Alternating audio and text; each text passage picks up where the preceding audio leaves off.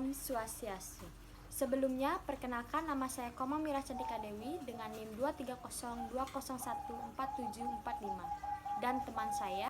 Dan saya Igusta Yuari Kusmayanti dengan NIM 23020147789. Di sini kami dari kelompok 4 akan membahas tentang materi perencanaan kapasitas dan agregat. Materi pertama yaitu konsep dasar perencanaan kapasitas dan agregat. Perencanaan kapasitas dan agregat adalah proses penentuan tujuan dan menetapkan cara-cara terbaik untuk mencapainya. Kapasitas ada dua pandangan dalam memaknai kapasitas.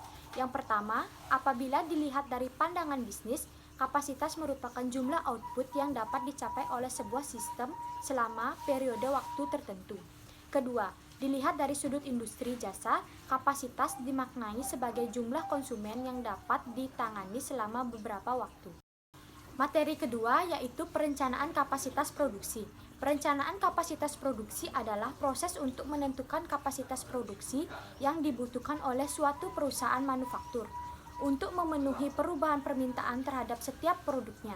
Berikut adalah penjelasan mengenai perencanaan kapasitas secara umum yang dipandang dalam 3 dimensi waktu menurut Brown. Pertama, perencanaan jangka panjang. Perencanaan ini memerlukan waktu lebih dari 1 tahun. Perencanaan kapasitas jangka panjang membutuhkan partisipasi dari manajemen puncak karena keputusan yang diambil berkenan dengan fungsi penambahan fasilitas dan peralatan yang dimiliki lead time.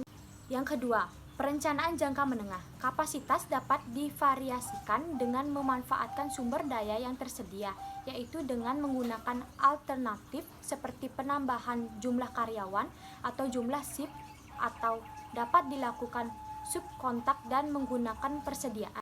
Yang ketiga, perencanaan jangka pendek. Perencanaan ini memerlukan waktu kurang dari 1 bulan. Hal ini terkait dengan proses penjadwalan tugas dan karyawan secara harian atau mingguan, atau pengalokasian mesin, dan membutuhkan penyesuaian untuk mengeliminasi perbedaan antara output aktual dengan yang direncanakan. Materi yang ketiga yaitu model perencanaan agregat. Model perencanaan agregat adalah salah satu bagian utama dalam manajemen operasi yang memfokuskan pada keseimbangan antara permintaan dan pasokan jangka panjang. Berikut ini merupakan model yang sering digunakan dalam metode perencanaan. Yang pertama, intuitive method. Penyelesaian dilakukan dengan intuisi hanya sekedar untuk memenuhi permintaan baru. Yang kedua, inventory ratio. Konsep yang sering digunakan dalam perencanaan produksi karena kinerja manajer sering diukur oleh rasio perputaran fasilitas. Yang ketiga, metode diagram dan grafik.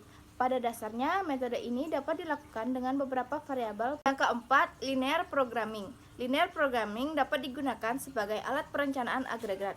Model ini dibuat karena validasi pendekatan koefisien manajemen sukar dipertanggungjawabkan. Yang kelima, linear decision rule. Dalam perencanaan tersebut digunakan untuk memutuskan tentang aktivitas tertentu untuk dilakukan dan bagaimana kekurangan sumber daya dialokasikan sedemikian rupa sehingga sasaran seperti biaya minuman atau laba maksimum dapat dicapai. Yang keenam, transportasi. Model perencanaan produksi agregat dengan menggunakan teknik transport shipment problem. Model transportasi ini dilakukan dengan menggunakan bantuan tabel transportasi. Yang terakhir, manajemen koefisien.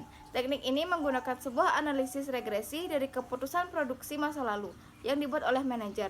Kekurangan dari metode ini adalah seorang manajer umumnya memiliki sikap inkonsistensi dalam mengambil keputusan. Untuk materi yang keempat yaitu isu-isu strategis perencanaan kapasitas dan agregat dalam proses produksi. Yang pertama, sulit terpenuhinya aspek konsistensi kebijakan, yaitu ketika perubahan tersebut sering dipicu oleh munculnya teknik-teknik baru manajemen.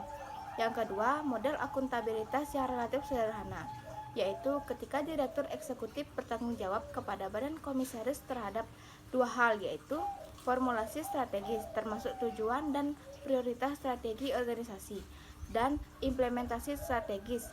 Dan yang terakhir yaitu perlunya perencanaan kapasitas dan agregat.